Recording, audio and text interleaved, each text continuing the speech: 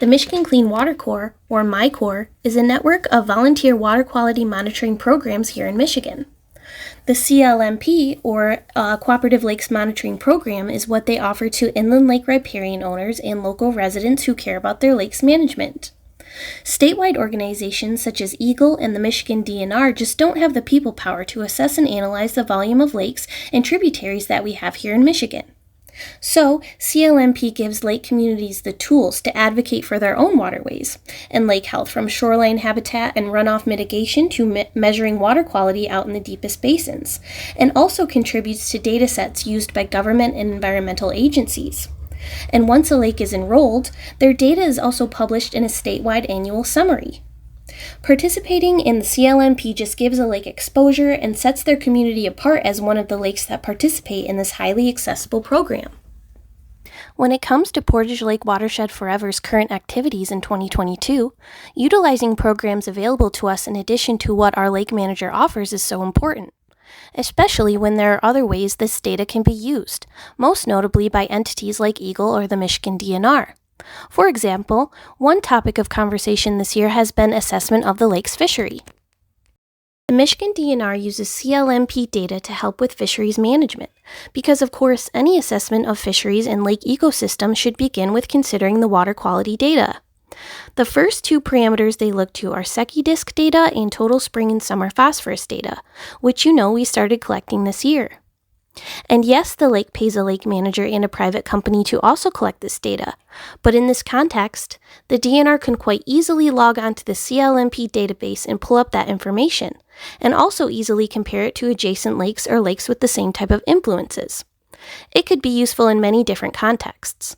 And knowing that these regulatory agencies use this data also gives it the validity that it deserves.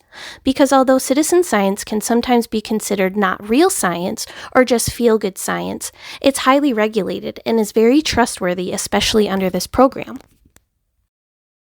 Some other key benefits in participating in this type of citizen science is the innovative approach and the way that this kind of programming can not only fill in data gaps, but help cultivate and inspire more and more ways to involve residents and give a platform for conversations that may lead to bigger and better things. This article pictured was published just a few days ago as of September 2022 and was major for the efforts of the Watershed Group. It's not only promoting stewardship, but it's also showing us practicing it as well. So it's not just informative, it's also giving us authenticity because we're not just preaching it, we're doing it. Participating in CLMP also helps increase communication amongst those using the lakes or who are out in the lakes often taking this data. I know when I'm out taking data on my other test lakes, I have so many conversations with curious landowners and I always end up getting so much useful information. And they often receive useful information from me as well, that I'm sure they share with their neighbors. And this not only keeps the conversation going, but can also help the larger community notice or become aware of changes or more important developments. I know one aspect of Secchi data that is always very interesting is going back and analyzing when clarity started to increase after the introduction of zebra mussels. It's a very simplified example, but say 20 years ago someone noticed the lake clarity go way up on their lake from one year to the next and started asking questions. The zebra mussel colonization may have become a topic of discussion much quicker than it may have been if someone wasn't taking that data. And we don't know what kinds of new and damaging invasive species are coming our way in the future. Keeping the conversation going is just a great asset that being involved in this program can provide for such a low price. I know that Portage Lake pays for services, but what we get for these supplemental efforts pays in dividends, especially considering the future. Lake associations cycle through people over the years, and reading a lake report is going to be less effective at keeping stakeholders interested and active in their lake community than it would be continuing to invest the small fee for citizen science programming to be offered.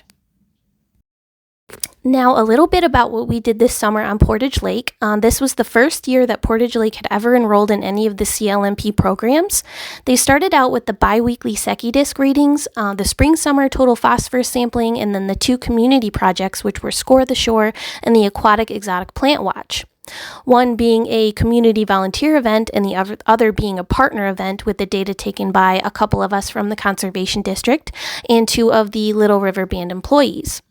The Score the Shore event was especially important in my opinion because it grows awareness about shoreline management and what riparians are doing or not doing with their property and how it impacts lake health. It's also non-regulatory and non-authoritative, so it's not intimidating in any way or calling out any specific properties. It just gives an overall score. And the Exotic Plant Watch is just very supplemental. It's a very supplemental data set that can be used in addition to the Lake Manager report. It's not rigorous or expensive. It's just to have an additional point of reference or comparison, especially with all of the attention right now around aquatic plant treatment. It's just another set of eyes reporting on the presence of invasive plants. The great thing about MyCore programs is that the lake and stream programs work so well together because our inland lakes aren't just islands unto themselves, right? They're influenced by surrounding factors, one of them being the surrounding tributaries. And I know for our office at the Conservation District, we try and cover some of the main tribs to both of the Big and Little Manistee Rivers, which of course are major natural resources within our surrounding watersheds.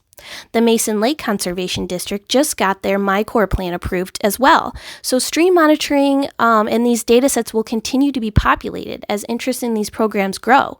And Portage Lake being such a visible lake in the area is, in my opinion, one of the best things for the lake was to start participating in CLMP because it's example setting, it's increasing your reach, it involves your community, it encourages other lakes to follow the initiative, especially as a lake who has a great management plan and is definitely a great example of a well-balanced and rounded out plan of action so that other lakes can use that as a template to emulate.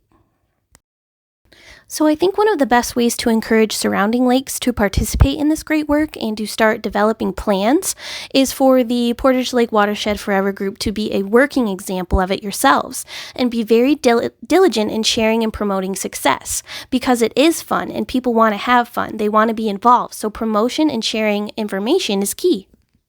As a supporter of citizen science who has been both a citizen and an event leader in all of the programs mentioned in this presentation, I think it brings many benefits to lakes who participate. For more information on MyCore or CLMP, visit mycore.net or visit the Portage Lake Watershed Forever website to view their current management plan and how they have incorporated citizen science into their plans going forward. Thanks!